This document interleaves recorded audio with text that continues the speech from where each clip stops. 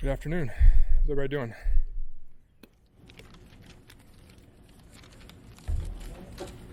Everybody ready? Sorry, you surprised us a little bit. As far as the left guard competition, when camp started, it seemed as if Connor Colby was comfortably in that spot, but obviously Robert Jones has been playing more. Is that still an open competition? And how will you divide their reps on Thursday? Yeah. First, definitely still an open competition. I mean, those guys are going to compete all camp. I know Connor was in there initially, and then Jones is now in there playing a little bit more with the ones. But those guys are going to keep battling, keep competing. I don't think we ever set out to say, hey, whoever's in there the first day is going to take it all the way. Those guys are going to compete. They're both going to play in the preseason a lot, and so that's just got to play itself out. They're both doing a good job, and it's not no slide on Connor or anything like that. They're just competing, and we're going to keep rotating those guys through and see where it comes out. So. You've seen a lot of receivers step up recently just with people moving around and being injured. What have you seen from some of the guys that are getting more reps? These guys are all doing a good job. We've had to bring in some new guys with some of the injuries, but I think collectively that group's done a good job. They're working.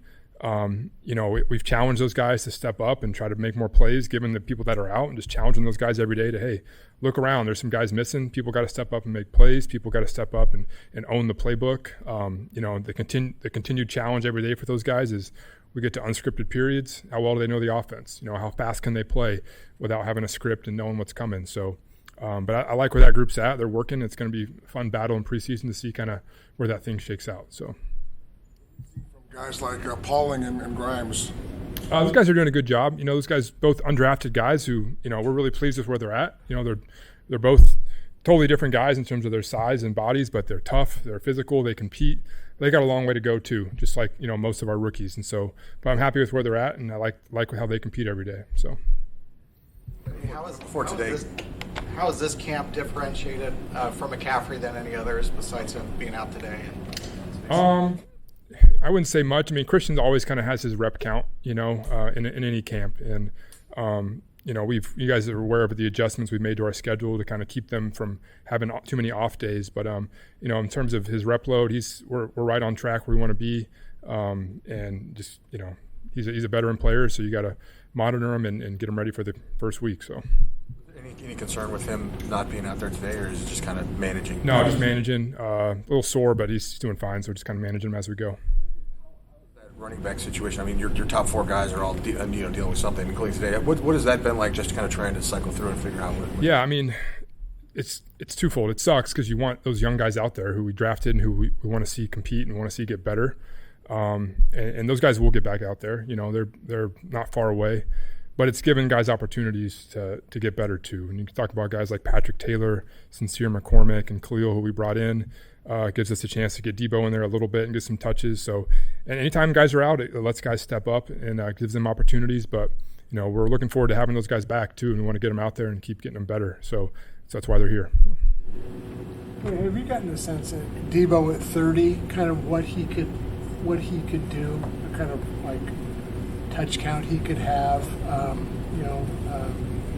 you gotten any better sense of maybe what his workload could be since he got here? Yeah, I mean, Deebo's in great shape, first of all. He looks really good to me in terms of where his body's at.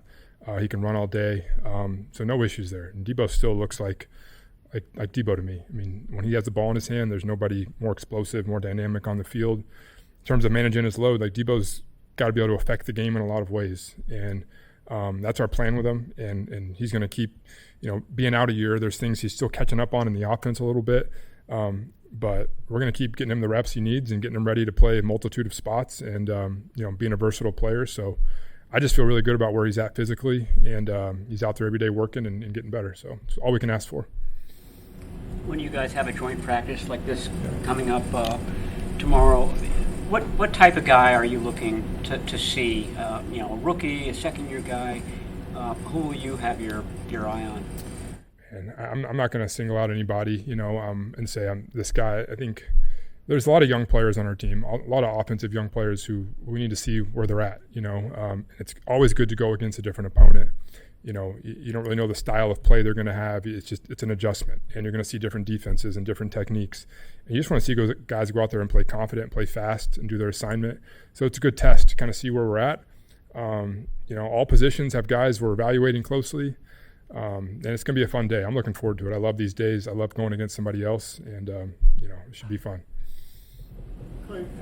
Even when Brock was a rookie, guys would talk about, like, he'd snap at guys in the huddle. And so even though he has this nice guy persona, and everyone realizes, and has realized for a long time, he has this other part to him.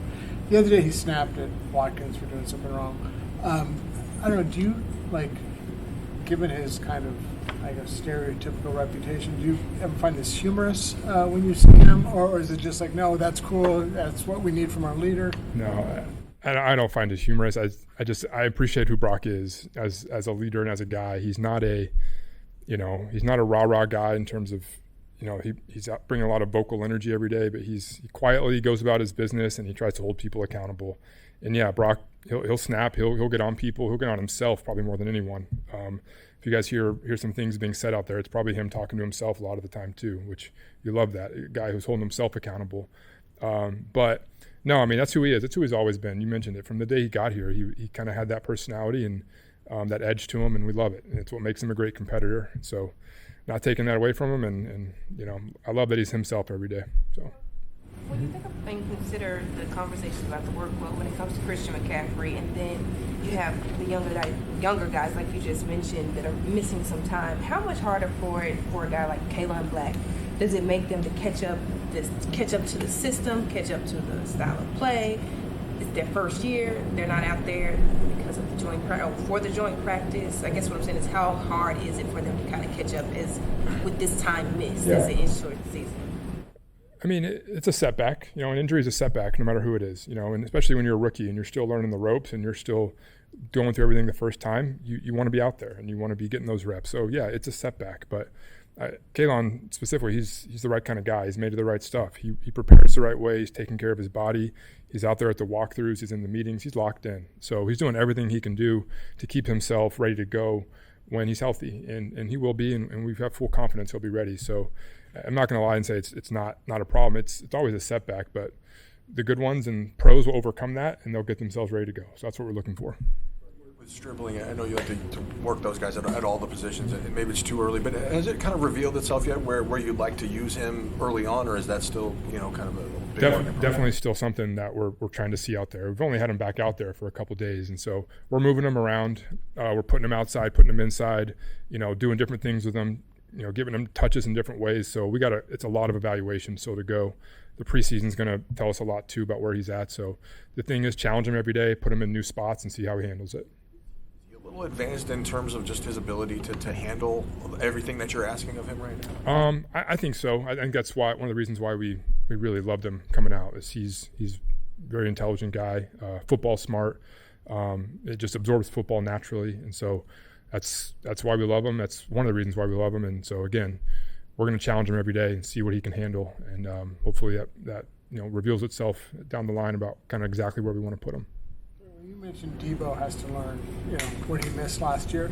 Is that just every year in this offense, or was there more, installed or whatever last year? Yeah, it's more like, everything, you tweak things year to year. You might change how you call a certain motion. You might change how you call formations.